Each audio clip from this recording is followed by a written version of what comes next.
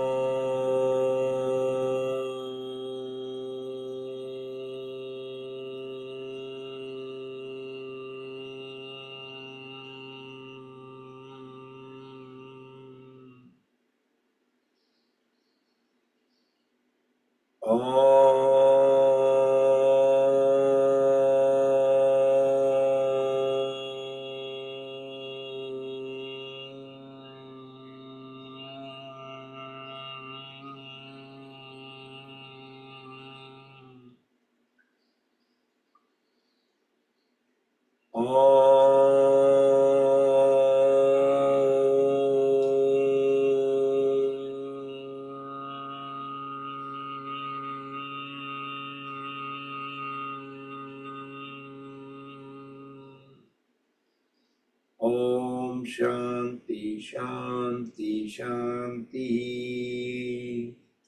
Let's keep the eyes closed. Join the hands at back of the body. Bow down to the Mother Supreme Earth. Raise both hands up and push the head down. Inhale, come back up. Rub the palms against each other. Make them warm. Generate urja. Place warm hands all over the face and eyes. Blink the eyes few times under the palms in dark. Slowly slide hands down over the face. Gently open the eyes. And let's do some light exercise. Sukshma Vyayam. Straighten the legs. Separate them apart. So inhale, raise both hands up, look up. As we exhale, push the trunk forward and down. Try to bend from the lower back. Grab the feet right to right, left to left. Push head and trunk as low as possible. Inhale, come back up, look up. So one more time, Upavishta Konasana.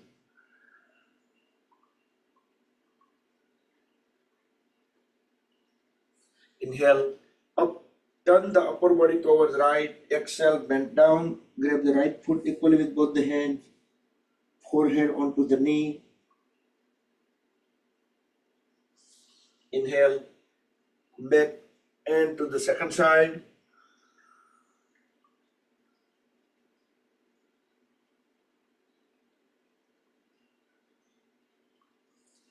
Inhale, both hands up. Now let's grab the big toe with other hand and one hand go up toward the ceiling. Keep awareness at the lower back. Exhale, both hands down. Inhale, both hands up and onto the second side. Look up.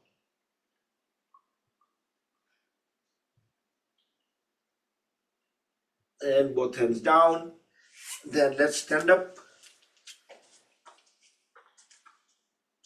Separate feet, 3 to 4 feet apart. Keep both hands up, parallel to each other. Stretch the whole body up. Deep inhale. As we exhale, bend towards right side. Keep looking at toward the corner of the ceiling, or at least toward up. Push the left shoulder out. So all the fingertips will stay at the same line. Inhale, come back. Exhale toward the second side. Now push the left shoulder out. Keep looking up. So both arms remain parallel to each other, all the fingertips will be at the same line. Inhale, come back. We'll do one more time. Tiryak Tadasana, swaying palm tree pose.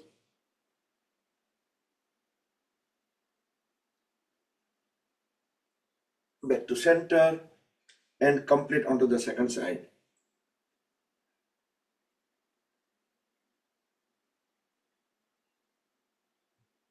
Come back.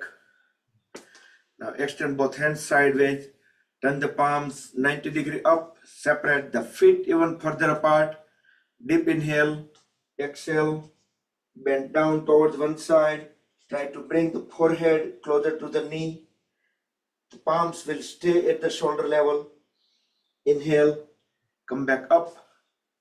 Exhale toward the second side. And feel the stretches at the lower back. Inhale, back to center.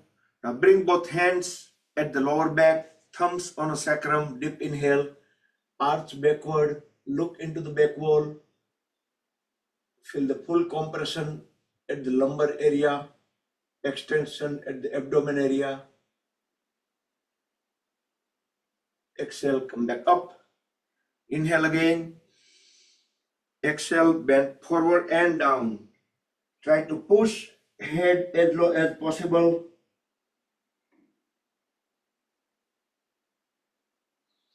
Inhale, come back up. And let's move in front of the mat. Let's start the music, mantras. Let's follow the beats. So roll the shoulders back and down and begin.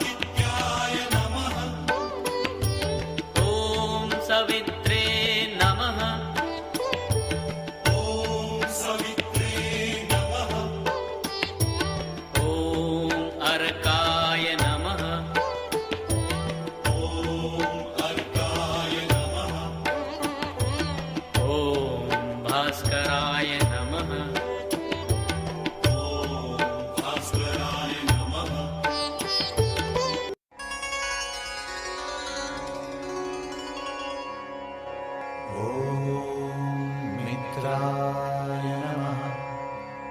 ॐ रवये नमः। ॐ सूर्याय नमः। ॐ भानवे नमः।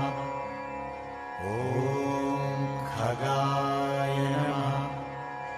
ॐ पूष्णे नमः। ॐ हिरण्यगर्भाय नमः। ॐ मरीचये नमः। ॐ आदित्याय नमः।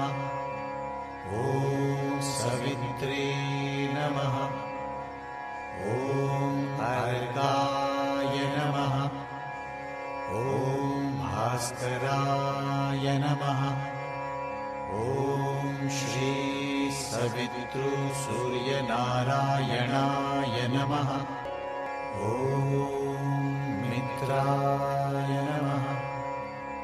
ॐ रवये नमः। ॐ सूर्याय नमः। ॐ भानवे नमः। ॐ खगाय नमः। ॐ पूष्णे नमः। ॐ हिरण्यगर्भाय नमः। ॐ मरीचये नमः। ॐ आदित्याय नमः। ॐ सवित्रे नमः। ॐ अर्काय नमः। ॐ भास्कराय नमः।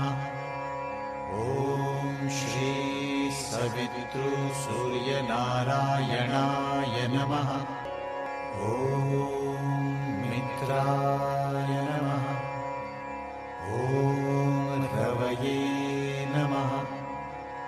ॐ सूर्याय नमः। ॐ भानवे नमः। ॐ खगाय नमः। ॐ पूष्णे नमः। ॐ हिरण्यगर्भाय नमः। ॐ मरीचये नमः। ॐ आदित्याय नमः। ॐ सवित्रे नमः। ॐ अर्काय नमः। ॐ भास्कराय नमः। ॐ श्री सवितृसूर्यनारायणाय नमः। ॐ मित्राय नमः। ॐ रवये नमः। ॐ सूर्याय नमः। ॐ भानवे नमः। ॐ खगाय नमः। ॐ पूष्णे नमः। ॐ हिरण्यगर्भाय नमः। ॐ मरीचये नमः। ॐ आदित्याय नमः। ॐ सवित्रे नमः। ॐ अर्काय नमः। ॐ भास्कराय नमः। ॐ श्री सवितृसूर्यनारायणाय नमः। ॐ मित्राय नमः। ॐ रवये नमः। ॐ सूर्याय नमः। ॐ भानवे नमः। ॐ खगाय नमः। ॐ पूष्णे नमः। ॐ हिरण्यगर्भाय नमः।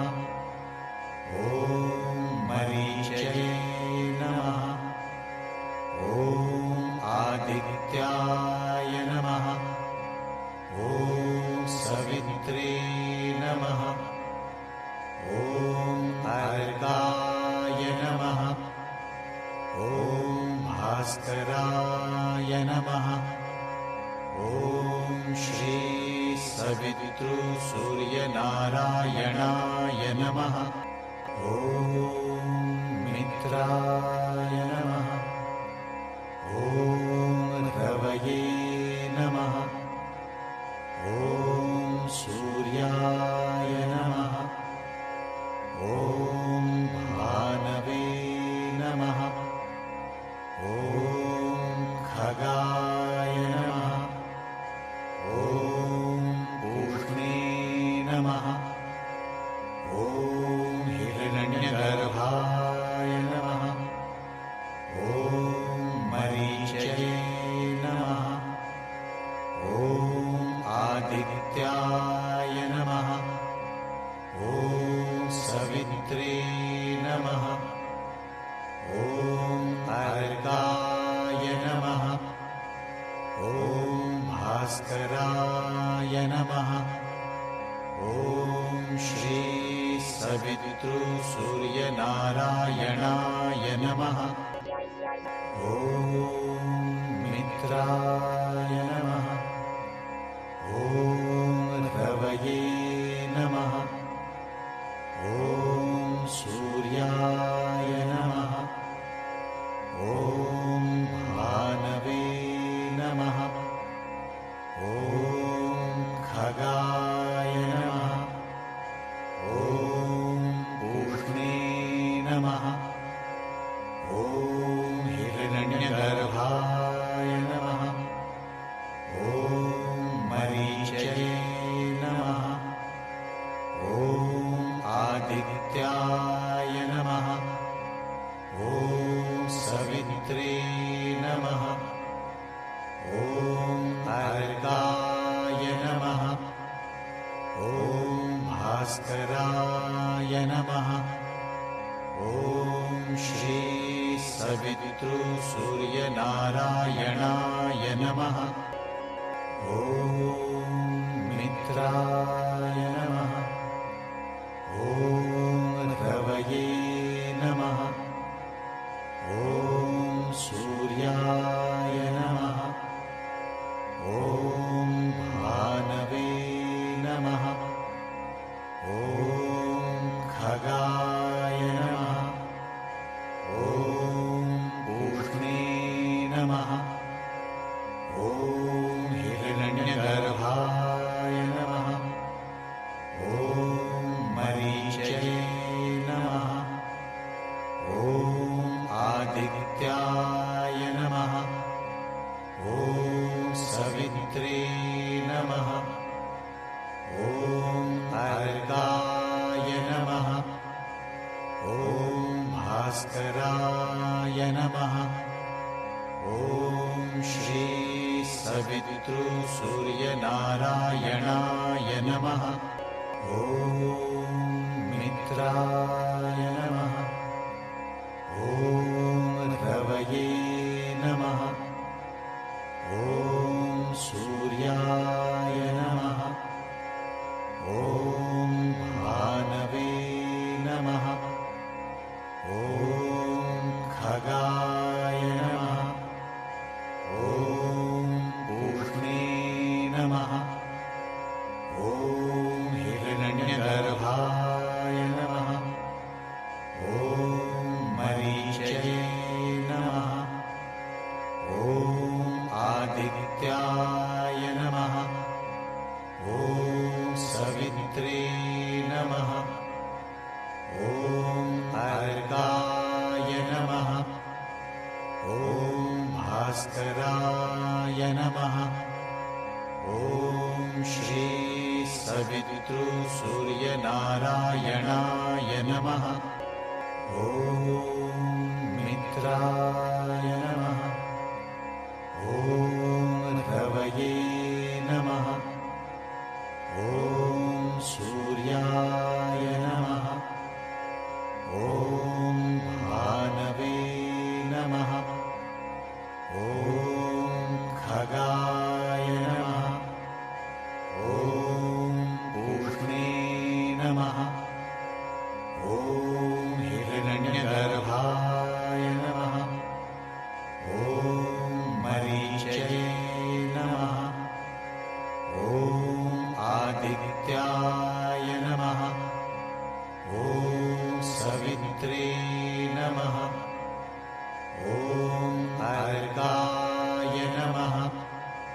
ॐ भास्कराय नमः। ॐ श्री सवितृसूर्यनारायणाय नमः।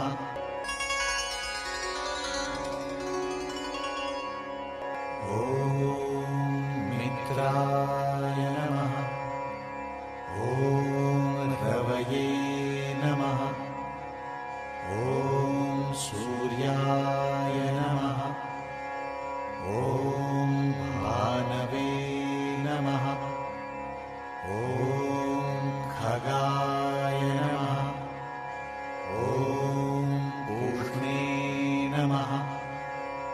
ॐ हिरण्यगर्भाय नमः। ॐ मरीचये नमः। ॐ आदित्याय नमः। ॐ सवित्रे नमः। ॐ अर्गाय नमः।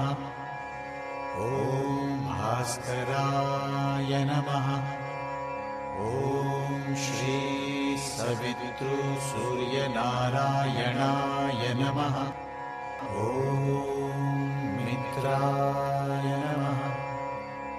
ॐ रवये नमः। ॐ सूर्याय नमः। ॐ भानवे नमः। ॐ खगाय नमः। ॐ पूष्णे नमः। ॐ हिरण्यगर्भाय नमः। ॐ मरीचये नमः। ॐ आदित्याय नमः। ॐ सवित्रे नमः। ॐ अर्गाय नमः। ॐ भास्कराय नमः। ॐ श्री सवितृसूर्यनारायणाय नमः। ॐ मित्राय नमः। ॐ रवये नमः। ॐ सूर्याय नमः। ॐ भानवे नमः।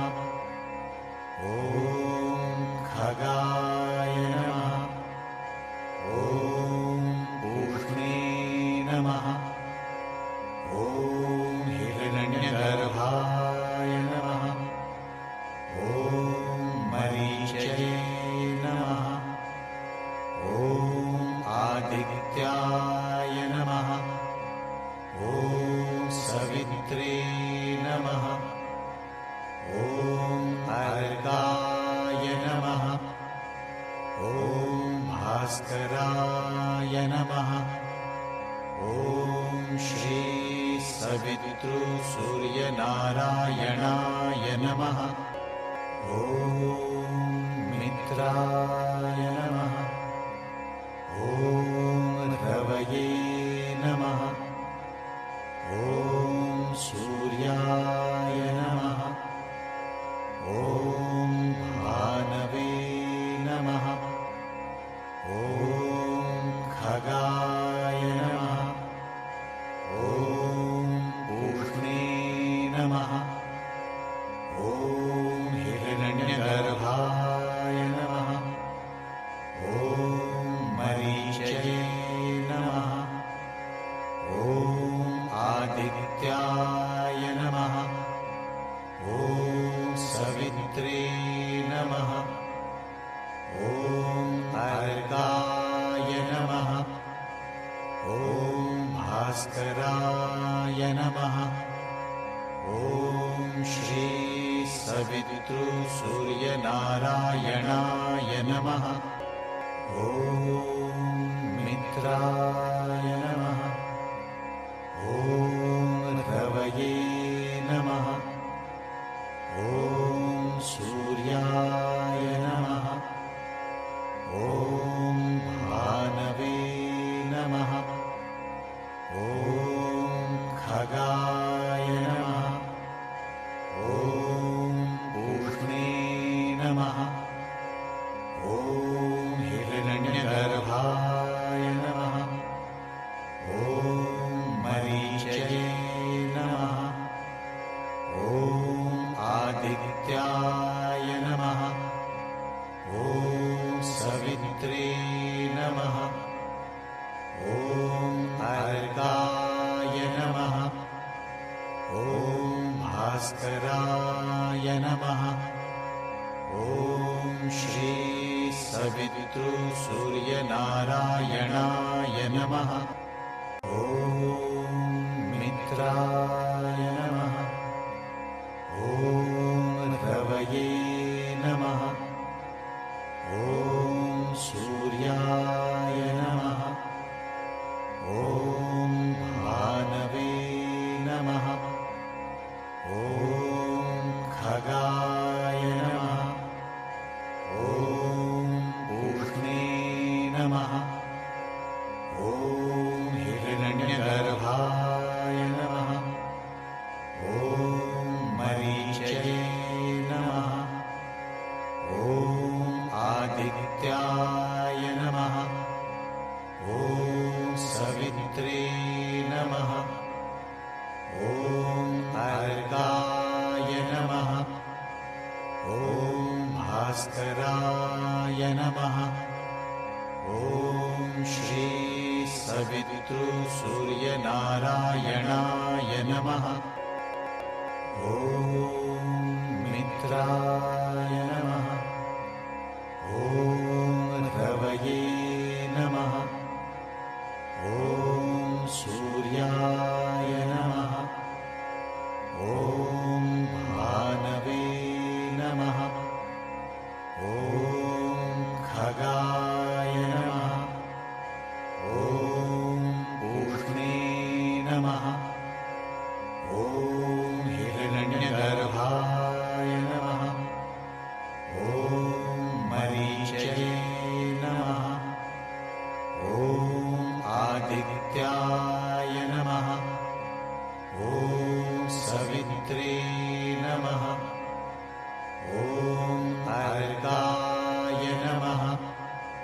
ॐ भास्कराय नमः। ॐ श्री सवितृसूर्यनारायणाय नमः। ॐ मित्राय नमः। ॐ रवये नमः। ॐ सूर्याय नमः। ॐ भानवे नमः। ॐ खगाय नमः। ॐ पूष्णे नमः। ॐ हिरण्यगर्भाय नमः। ॐ मरीचये नमः। ॐ आदित्याय नमः। ॐ सवित्रे नमः। ॐ अर्काय नमः। ॐ भास्कराय नमः। ॐ श्री सवितृसूर्यनारायणाय नमः। ॐ मित्राय नमः। ॐ रवये नमः। ॐ सूर्याय नमः। ॐ भानवे नमः। ॐ खगाय नमः। ॐ पूष्णे नमः। ॐ हिरण्यगर्भाय नमः। ॐ मरीचये नमः। ॐ आदित्याय नमः। ॐ सवित्रे नमः। ॐ अर्काय नमः। ॐ भास्कराय नमः। ॐ श्री सवितृसूर्यनारायणाय नमः। ॐ मित्राय नमः।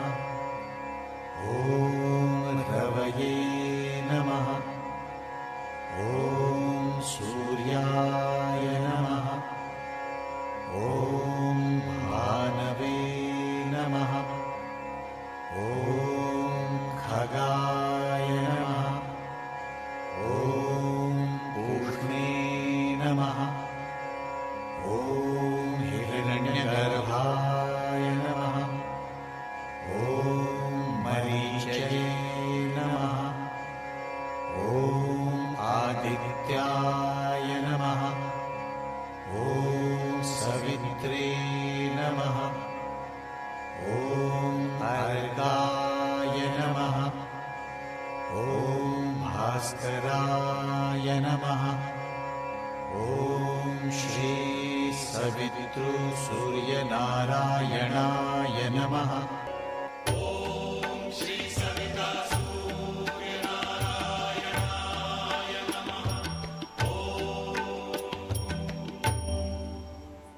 Good morning, Jai Shri Krishna, Hari Om, Hari Om, Hari Om. Let's shake up the feet, thighs, hands, legs, whichever way you want. Increase more activities within the body, more heartbeat, more pulse, more blood circulation, more breathing.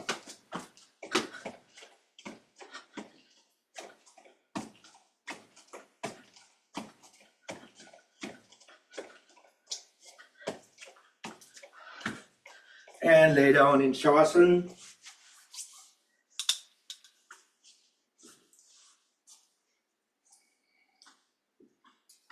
Completely still the body. Let all the body parts, muscles, joints be on their own, on the gravity, wherever gravity takes them. Close the eyes, deep inhale, deep exhale, few times, then let the breath become completely natural, normal.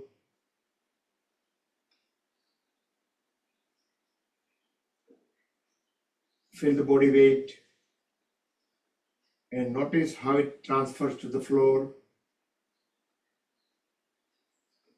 Let's scan the body internally to see how we feel within, moving the awareness body part by body part from head to toes, toes to the head, making the round trip. At each body part, try to acknowledge, recognize any kind of sensations, relaxation, heartbeat, pulse, blood circulations, vibrations, anything, everything for 3 minutes. And timer starts now.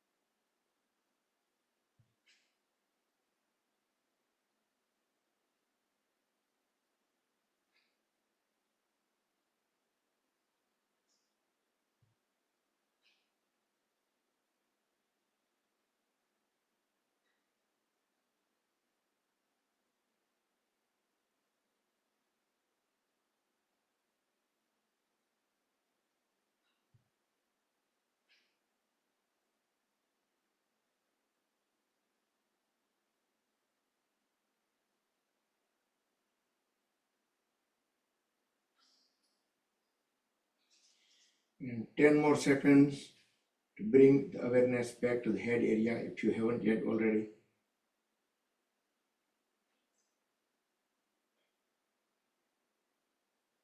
Bring feet together, wiggle the toes, squeeze and release them a few times. Then move them onto side by side. Turn the head also onto both the sides. Give body a big stretch. Yastikasana, stick pose, full stretch. Push all the toes together in one direction. Hands into opposite direction. Full stretch, stretch, stretch, stretch. And relax. Bring both hands sideways, palms facing down. Hold at the knees, so heels will get at the hips. Deep inhale.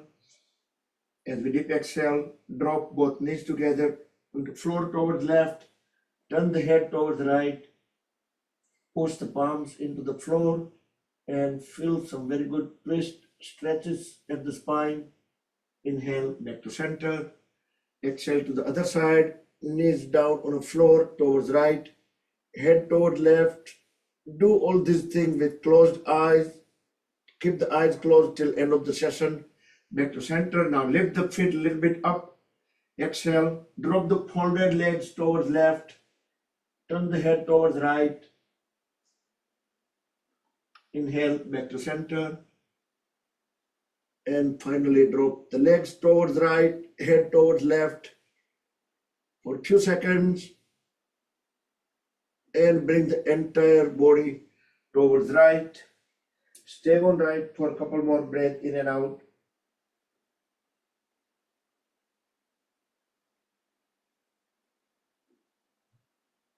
And with help of elbows and palms, gently bring the body into any comfortable sitting posture. Let's do Anulom Vilom Pranayam for a minute. Bring the right hand into Vishnu Mudra, so we can use right thumb tip and right ring fingertip to unblock the nostrils. So inhale on left, exhale on right, then inhale on right and exhale on left. So left to right to left. Try to keep the back straight and deep breath in, deep breath out.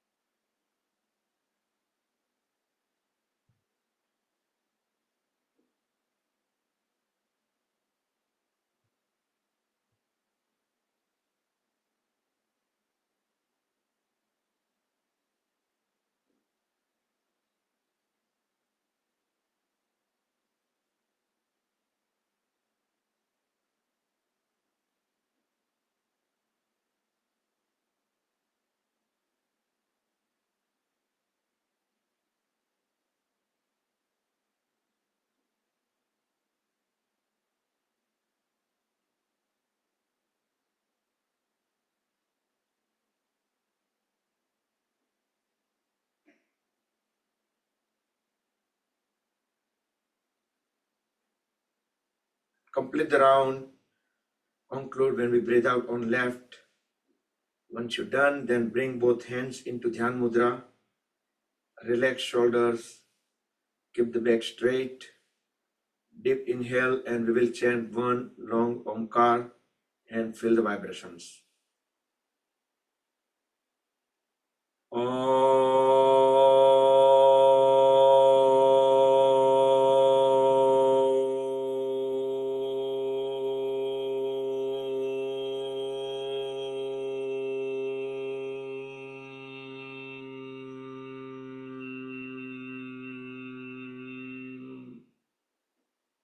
Om Shanti Shanti Shanti. Rub the palm against each other.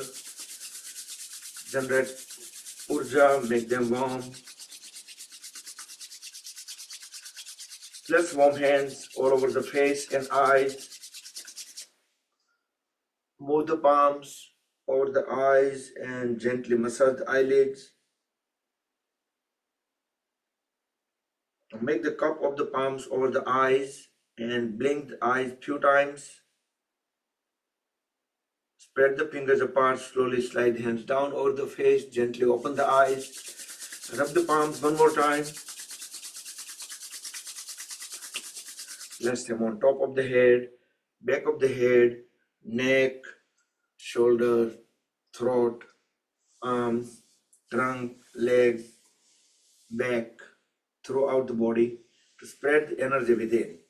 Hari Om Tat Sat Shri Gurubhyo Namaha. Happy Thursday, Bruhaspativar ka din Shubha Mangal ho. And have a wonderful day.